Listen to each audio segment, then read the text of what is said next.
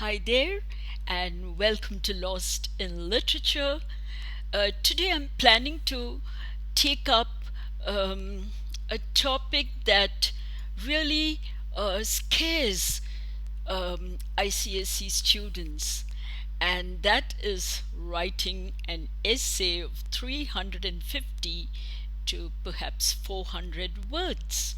So, I'd like to talk about it and give a few tips on how one could go about writing an essay and score marks in the bargain. How can you ace up your marks in essay writing? So that's what I'm going to do. Uh, well, to begin with, I can already see you scrunching up your face at the thought of spewing out 350 words on the paper. I mean, to just squirt it like holy colors. It's a frightening prospect. I agree. But if you um, gear your mind to it, I don't think it's that tough. You've been using words all your life. You've been talking. Remember how you talk in class 19 to dozen till the teacher comes and, uh, shoes you down? You can. So it's the same thing, except that you're writing. First of all, I would advise you to use, um, printed papers with grids. You can just do it on your computer. Just go to the table and, hit insert table. And then, for columns, you can put six, and rows, a number of them, and make sure that it counts up to 350. Okay, now again, choosing the right topic is very, very important for your essay writing. All right, so before you tackle this, read through the topics carefully. Just reject the ones that are argumentative or seeking information or asking you to take a stand, because such topics, after you start writing, you kind of dry out. So, in in my experience, of teaching, I have found out that whenever it comes to tackling an essay, it's always wiser to choose a personal story. Always there is a question based on that. A personal story or uh, an experience that you went through or a kind of narrative. These are the topics which gives you the freedom to write creatively. The reach is also much more because you can just captivate your examiner with it, depending on the story you have to tell. Remember, the story is ultimately, something that your listener can also relate to. So keep that in mind. And once you have decided on a topic, like today, let's take up this topic. You often find these questions. Begin your story with, "It began raining heavily, dot, dot, dot." That should trigger some ideas in your mind, because you know how a rainy day is. And what we like on such days is to either read a scary story or, chat with friends about experiences that have frightened the daylights out of you. So let's begin with that. And the first thing that you have to think of is the setting of the story. Now, setting includes time, place, uh, and also the characters.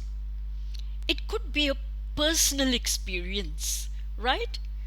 It began raining heavily, and then what happened? So it could be something like that, something that you experienced yourself. All right? And uh, keeping that in mind, stroke in your details. So, first you take up the setting. Where did the story happen? And where were you at that time? Um, you were outside your school gate, most of the kids had gone away, and the whole place began to look deserted, and it was pouring cats and dogs.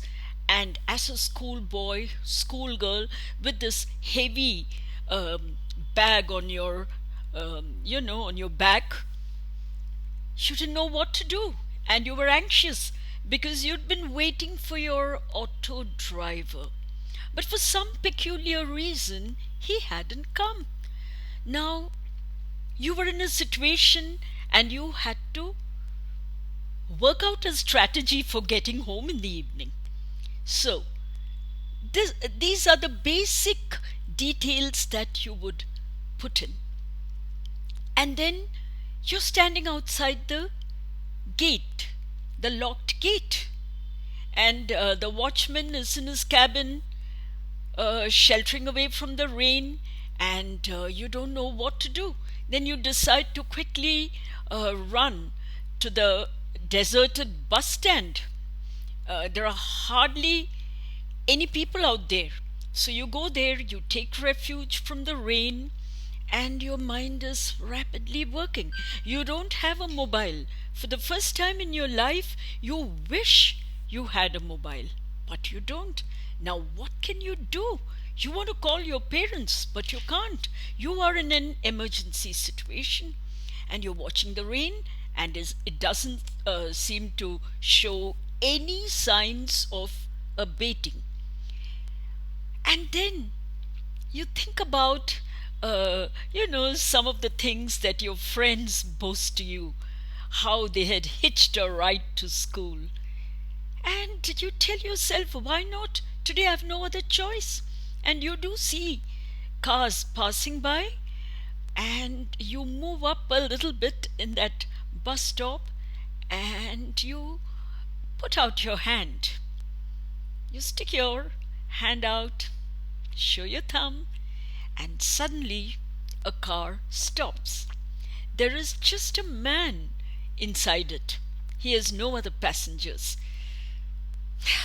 You take God's name and jump into the car, and then you tell him, Uncle, because of this rain, I really need a ride. Yeah, throw in some dialogues in your story. Makes it come alive. And the man seems very kind, a nice, gentleman.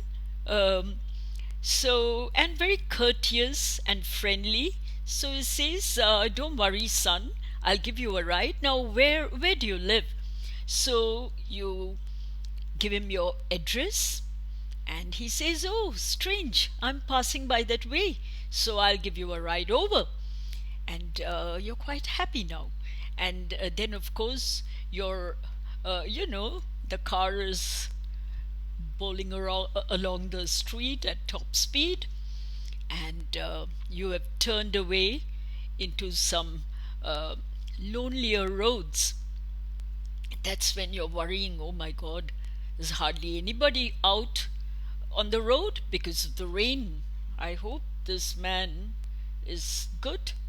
I hope he won't kidnap me. I hope he's a good man.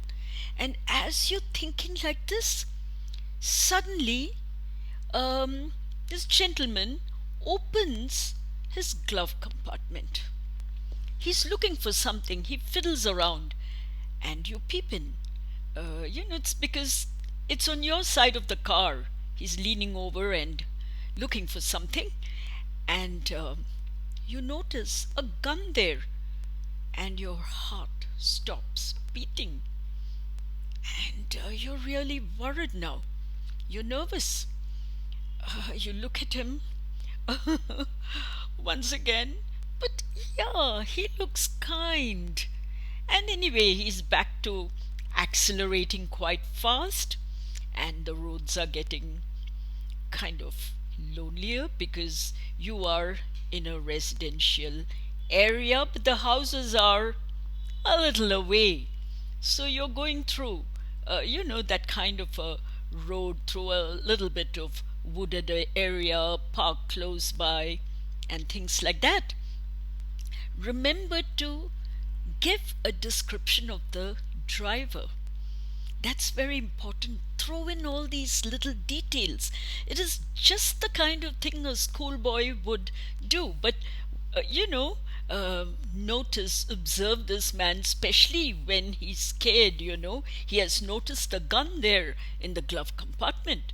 And now, you could, have a little talk there, and the man is kind of ferreting around for information. What's your name, and that kind of a thing. And that's the time for you to be inventive. Give him all kinds of fake information, and then you're going along, and suddenly you realize that the rain is slowly petering off, and even before you can sigh in relief, the car suddenly halts. It crunches to a halt, and you're thrown forward, and you're wondering what has happened, and the man is swearing. So he pats you, he says, "Just sit, I'll check what's wrong." And then he jumps out of the car, and he goes around, throws open the bonnet, and you can hear him fiddling about. You're still in the park in a kind of wooded area. So you're wondering now, this man has a gun. This is my time to get out. And you slowly try to open the door, hoping it's not locked. No, it isn't. You manage to open the door, and you slide out of the car very carefully, not making any noise, and then you want to creep away quietly, but as you're creeping away, the man yells at you. He says, "Hey, hey, where are you going? Where are you off to? You're just close by your home. I'll drop you. Don't get wet in the rain." And he bangs the bonnet shut, and he runs after the boy, grabs him, twists him around, and drags him to the car. "Come on, come along, let me drop you. You don't want to get wet, you don't want to get your books all damp." So you have no choice. You tell him, "Uncle, my house is close, so I'll just carry on." And you tell him, "Please, please let me go, uncle, don't kill me." The man is shocked. He says, "Why would I kill you, for God's sake?" "Uncle, you've got a gun in your car." "Oh, come on. It's just a toy gun, a silly toy gun. It belongs to my son." You don't believe him. All these kidnappers, murderers, serial killers, the whole bunch of them lie to their victims. But he drags you to the car and shoves you inside, and not in a very kind manner. And he auto-locks the door, runs around, gets into the driving seat, and tells you, "Don't worry, son, I'll get you home. I just about managed to fix the car." And he starts the car, and vroom, they are racing along. And this is the kind of plot, the structure that you should be working on.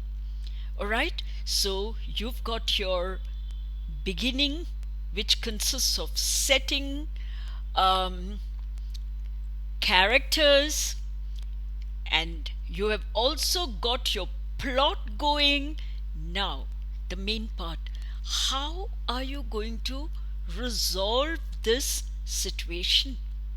What kind of answer are you going to give your examiner in this story to the situation?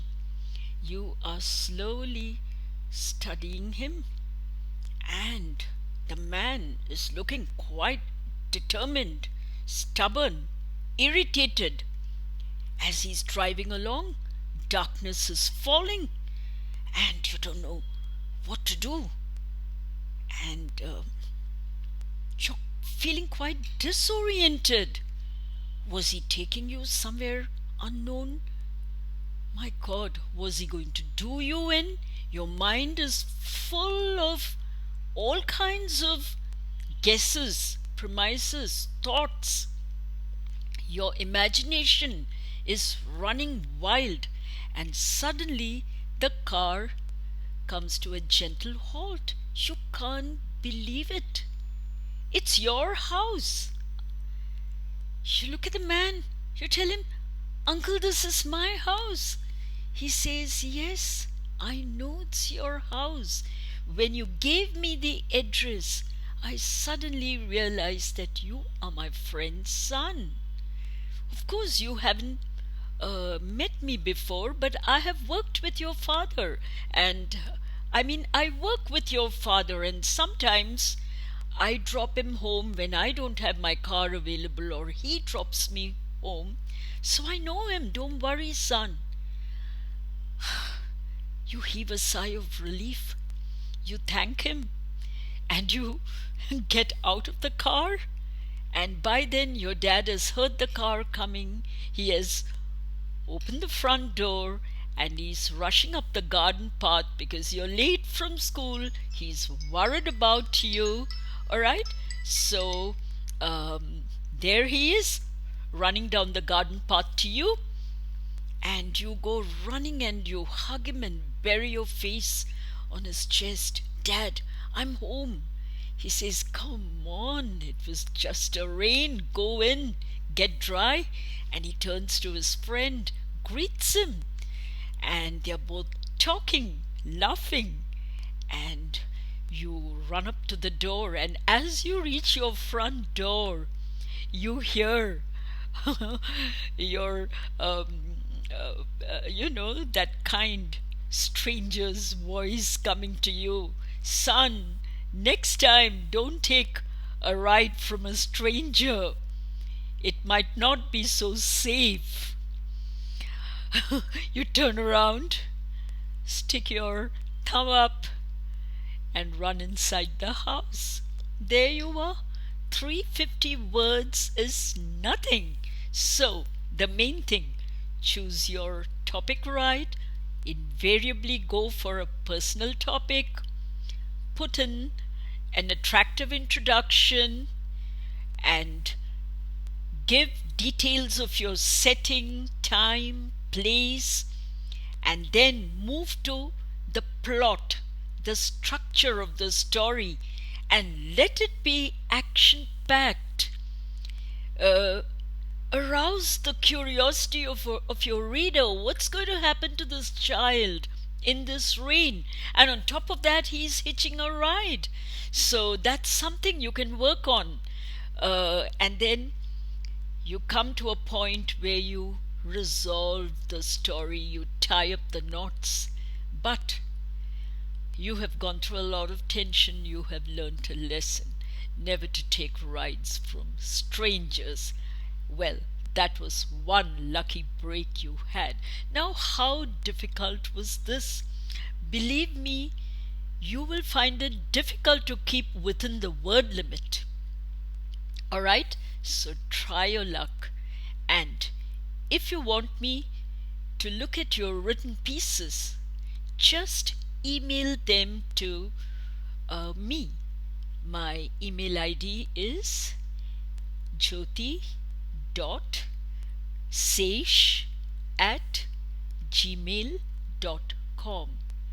JYOTHI small case dot SESH sesh@gmail.com.